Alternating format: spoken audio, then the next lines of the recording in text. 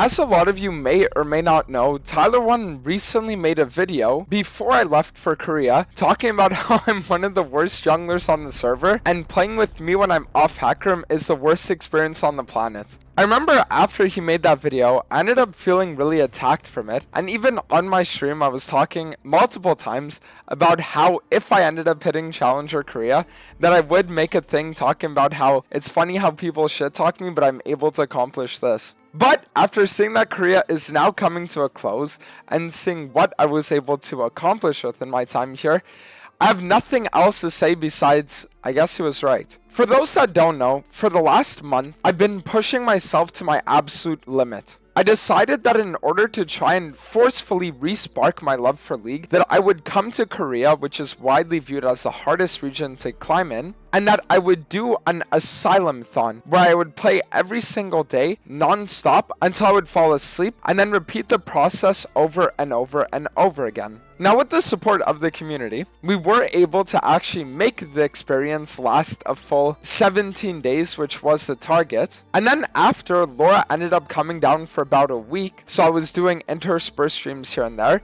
And then for the last 3 days, I've been hard grinding again. And today, I have my flight, so the grind is over. And the reason why I wanted to kind of give you guys this backstory and also talk to you is to give you not only my thoughts on the Korea climb, but my thoughts on everything going forward. So to start off, I just want to say that I really feel like for the last year and a half, my behavior and my gameplay when it comes to League has just been borderline unacceptable. After playing in Korea and seeing how the first week was treating me in terms of how I was like adaptable and learning, and just how hard it felt to actually take accountability and look at my own mistakes, it really made me compare myself to the me that I was 2 years ago when I first came here and hit Challenger here. And I remember the me back then would lose a game versus any jungler on the planet, whether it be a pro, random Challenger player, even a Masters player. And I would always try to learn. I would try to find every single little thing that I could have done differently, how I could have influenced the game in a different manner. Almost like I was trying to train myself to be this AI that would not only learn, but learn in a way that I would never lose again. And coming to Korea really made me realize just how different and how far gone I was nowadays compared to back then. It's kind of funny because I remember when I was a little younger, one of the things I would always talk about was that the saddest thing to see was when a Challenger player or streamer would end up getting older and then they would become hard stuck Diamond or Masters because they would always blame everybody else rather than themselves for the losses they would have, and it would keep them hard stuck. And it was kind of a shocking realization to come to terms with the fact that that was what I became. Rather than being the guy who would always try to look for ways to improve, I just always tried looking for ways to justify my losses. And that's the reason why we even see that on my Behold account, that was the one that I peaked Challenger on early season, I was in a position where I was legitimately hard stuck in Masters for almost 1,000 games. And truthfully, as somebody that's been able to hit Challenger in every region I've ever gone to,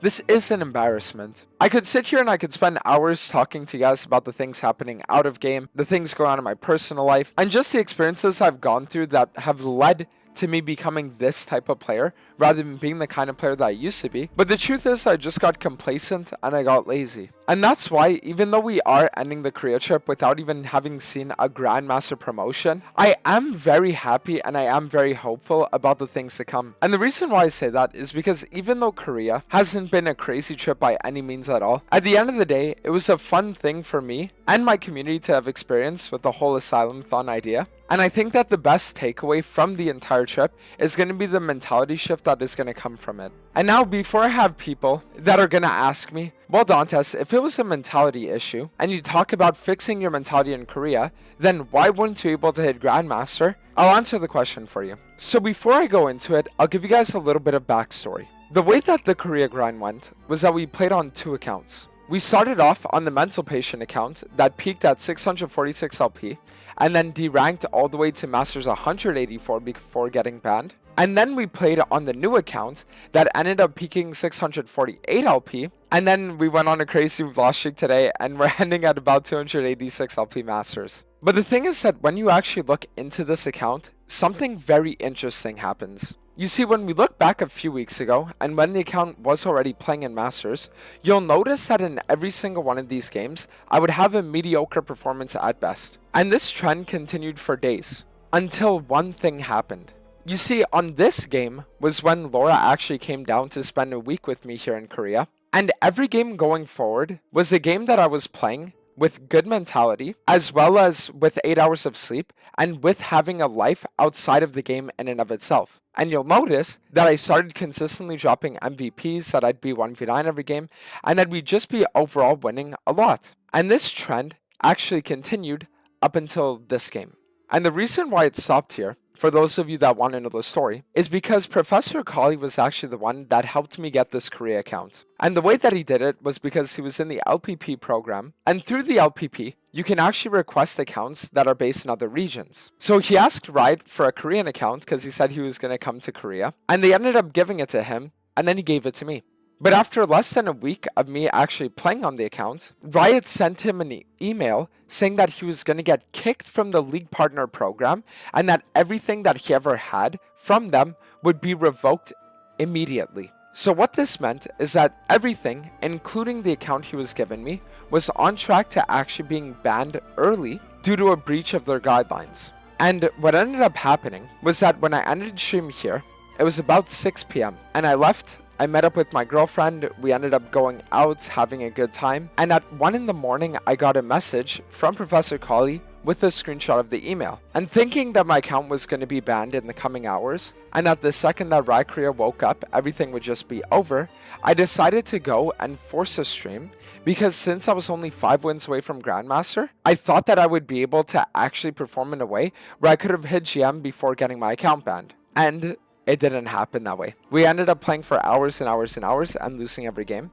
And then the next day, only slept a couple of hours, and we ended up losing a bunch of games as well. And then the day after, we got 3 hours of sleep and we just kept losing. And it was a repetitive process until we got to today. So as somebody that's always prided myself on hard grinding League and kind of like being in this degenerative mental state where I just want to play for 14 hours, this trip has actually shown me that that's not the way to go if you actually want to climb. And as reference, you can even look at the other streamers that came here, and particularly if you look at Natty Nat's climb, with 1500 LP on Rengar and an 80% win rate, the way that he did it was by queuing 8 hours a day. It was by always having good mental. It was by always making sure he was well rested and making sure that he wasn't tilted. And the reason why that is because League is a primarily mental game. It's about the decisions that you choose to make, it's about the fights that you choose to take, and it's about the pathings and everything that goes into it that makes you be able to win or lose games. And when out-of-game factors are going to be influencing you negatively, whatever they may be, then that's going to affect your gameplay. And I know that there are going to be some of you guys watching that are going to sit there and hear everything that I'm talking about, and your first thought is going to be, okay, but when are you stopping with the excuses? Back in NA, you were complaining every game about how everything just felt horrible, and that when you'd come to Korea, you'd be able to finally pop off again. And now leaving for Korea, you're talking about how when you go to NA, you're going to pop off again. So when are the excuses going to end? And to that, I have a very simple answer. I think that excuses are one of the hallmarks of passion. But I think that that's only true when the excuses that you're giving out are things that can be directly in your control and things that you can change. If somebody wants to be a great swimmer and they want to be the best swimmer on the planet, and when you ask them why they lost a race, they're telling you that the temperature of the water was too cold, or that everyone else was just too fast, or that it was a bunch of these things that just don't even have any bearing on reality, then that's not somebody that actually cares enough about becoming the best swimmer that they're willing to do what it takes. But if you have somebody that's going to look at you and they're going to say, you know what, I just didn't swim fast enough today.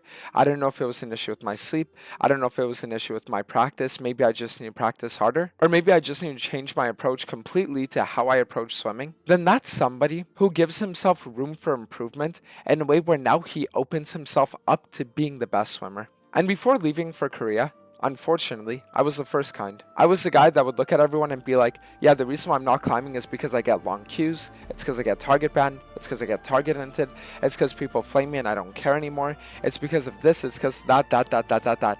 And it was all bullshit. But now, when I actually look at how I'm going to approach the game, coming back to NA, it's in a way where I think things are going to be really good. Because I will be focused on my own improvement, I will be focused on my own gameplay, Probably going to be bringing coaches again to help refurnish a lot of concepts and things like that too. And I'm going to try putting myself back in the mentality of wanting to be the best again, because the truth is that I don't want to give League up. Before coming to Korea, I kind of made myself a promise. I said that if this trip went bad, and if it didn't go well, that I would just end up switching over to variety. And the reason why was because if I'm not finding any enjoyment from League, and I know that it's slowly killing me inside to not have the same passion for the game that I once did, then I might as well just prioritize my career and do the things that would actually allow me to grow infinitely bigger as a streamer. But one of the thoughts that kept coming to me over and over and over again throughout the trip was that I just didn't want to give it up. I don't want to move on. I don't want to move past League. It's been such a core part of my life for so long, and such a core part of my journey as well, that for as long as I can, I just want to make sure that it's what I'm doing. And although the Korea trip did end up going kind of bad, since we never ended up peaking GM and then we did end both accounts in Masters, the fact that I was able to have this mentality shift that I've had, and then also have a lot of takeaways in regards to prioritizing the gym and my mental health outside of League to make sure that my League games go as well as they possibly can, was, I think, worth the trip. Now, to give you guys an idea on what to expect going forward, I'm going to make it my mission that I give you guys the best content that I possibly can. A lot of you guys really love the videos like 1v1ing every rank in League of Legends and stuff like that, as well as the funny Kadim videos that were here and there. So I'm going to make it a point that I actually do try to make League content creation a forefront in my mind, in order to not only give myself video ideas that I'm proud of creating, but also give you guys videos that you can enjoy watching. I'm going to make sure that the actual content in and of itself is a focal point. And one of the main reasons for this as well was because an internal monologue that I was having with myself throughout this trip was, do I enjoy being a content creator or do I enjoy creating content? And when it came to League specifically, I think that my issue was just that complacency led me to a point where I haven't felt the need to push myself. And now that I actually do feel like I'm ready to do that again, it's going to be really, really, really good. So in the pipeline, what's going to be happening is that for the next few weeks after coming back to NA, I'm going to be attempting an NA climb. After that few weeks, seeing how far we go, hopefully Challenger, we're going to be starting a jungle A to Z, where I'm going to be trying to play every single champion and winning a game with them on the jungle role on a fresh account. And yes, Drew 11, don't worry, I'm going to be leveling it myself. And then afterwards, later this year, it won't be on YouTube, but it will be streamed. In about late November or early December, we're going to be doing an Elden Ring DLC marathon. And then afterwards, the new season is going to begin. So listen, I know I don't really talk about it that much, but the fact that I can have a community of people that watch me, and the fact that there can be as many of you guys as there are, that are going to enjoy my videos and be able to be with me on the grinds that I am in, is something that does make me very happy. And I do know that for the League viewers specifically, seeing how I've been over the last year and a half compared to how I used to be, is something that's a little bit disheartening to see, which is the reason why I wanted to make this video, to kind of give you guys hope for the future. So anyways, I want to thank you guys all again for everything. I really do want to thank you for constantly showing support and love in the way you do. And as a special little message to Tyler, everything you said was right for now, but it won't be for much longer. Thank you guys all again for watching, and I'll see you for the next video. Peace.